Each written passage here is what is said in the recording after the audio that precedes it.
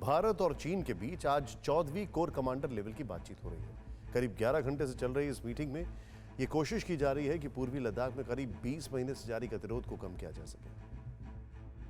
चीन के साइड चुशुल मोल्डो में हो रही इस मीटिंग में भारतीय पक्ष का नेतृत्व फायर एंड फ्यूरी कोर के कमांडर लेफ्टिनेंट जनरल अनिद्य सेनगुप्ता ने किया है। बताया जा रहा है कि इस बातचीत का मेन फोकस हॉट स्प्रिंग क्षेत्र से डिसएंगेजमेंट पर है।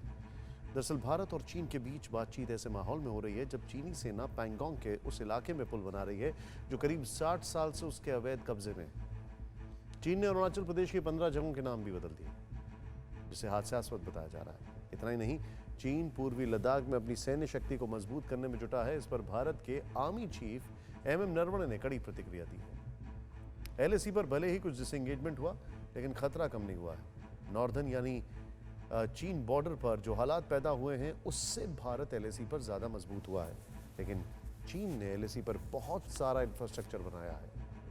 ये देखना होगा कि ये चीन की परमानेंट छावनी है या ऐसे भविष्य में वो हटाएगा। ऐसे हालात में सवाल उठ रहे हैं कि क्या भारत चीन के बीच तनाव और बढ़ने वाला है।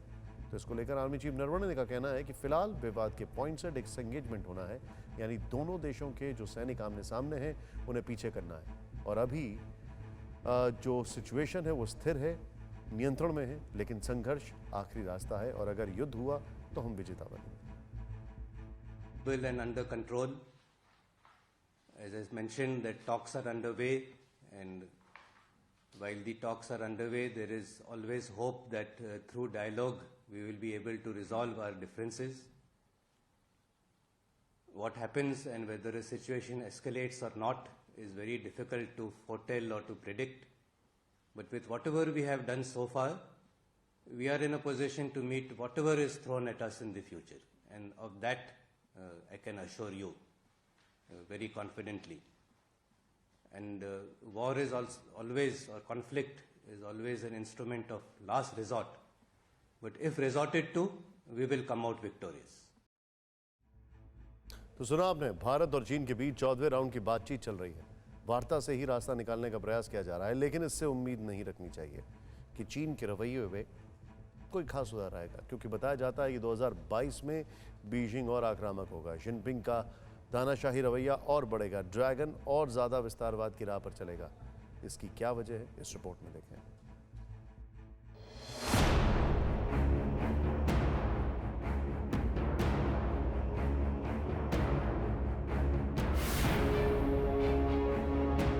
क्या चीन के राष्ट्रपति शी जिनपिंग की कुर्सी खतरे में है? क्या टूटने वाला है जिनपिंग का घमंड?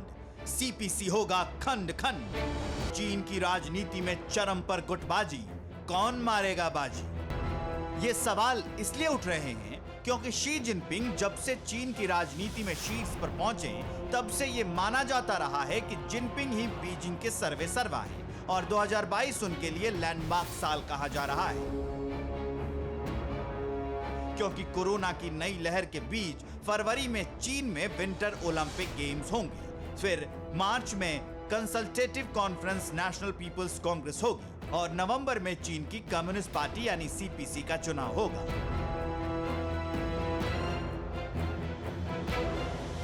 और जिनपिंग का पूरा फोकस इसी पर है कि वो तीसरी बार सीपीसी के लीडर बने, 5 साल के लिए बीजिंग की सत्ता फिर से हथिया ले। लेकिन ताजा रिपोर्ट बताती है कि जिनपिंग की बेहिसाब महत्वाकांक्षा भारी पड़ सकती है। इस रिपोर्ट के मुताबिक चीन में कम्युनिस्ट पार्टी टूट चुकी है, इसलिए वहां सोवियत संघ के विघटन पर स्टडी की जा रही है ताकि भविष्य में चीन को टूटने से रोका जा सके। ऐसे में सवाल यह है कि क्या शी जिनपिंग इस साल अपनी सत्ता बचा पाएंगे या फिर चीन की कम्युनिस्ट पार्टी की सच्चाई दुनिया के सामने आ जाए। दरअसल एक रिपोर्ट के मुताबिक चीन की राजनीति का सच सामने आया है, उसे ध्यान से समझिए। इन दिनों चीन की कम्युनिस्ट पार्टी की राजनीति में 2 गुट हावी हैं। पहला गुट है कम्युनिस्ट पार्टी के महासचिव और चीन के राष्ट्रपति शी जिनपिंग का, और दूसरा गुट है चीन के पूर्व राष्ट्रपति जियांग जेमिन और उनके डेप्यूटी जेंग किंग होंग के नेतृत्व वाले समूह का, जिन्हें शंघाई गिरोह कहा जाता है। चीन की कम्युनिस्ट पार्टी में जियांग जेमिन गुट का अच्छा खासा प्रभाव है और यह माना जाता है कि इस साल चीन में होने वाले राष्ट्रपति चुनाव में यह गिरोह शी जिनपिंग का रास्ता रोक सकता है। लेकिन चीन में पिछले दिनों कई उद्योगपतियों के खिलाफ टैक्स चोरी का आरोप लगाया गया। आजादी की बात करने वाले को गायब कर दिया गया। चीन के मशहूर कारोबारी और अलीबाबा समूह के संस्थापक जैक मा को भी चीनी सरकार के विरोध की भारी कीमत चुकानी पड़ी। कई महीने तक वो लापता बताए जाते रहे। जैक मा की करीबी प्रसिद्ध अभिनेत्री झाओ वेई को भी अचानक सभी ऑनलाइन प्लेटफॉर्म से गायब कर दिया गया।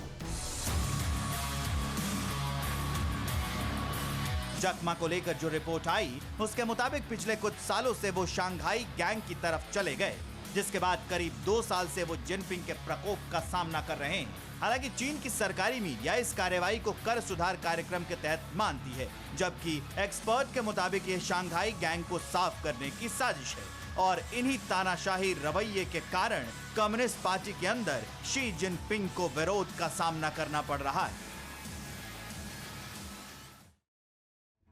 परवाह देश की, सोमवार से शुक्रवार रात 10 बजे TV9 भारतवर्ष पर।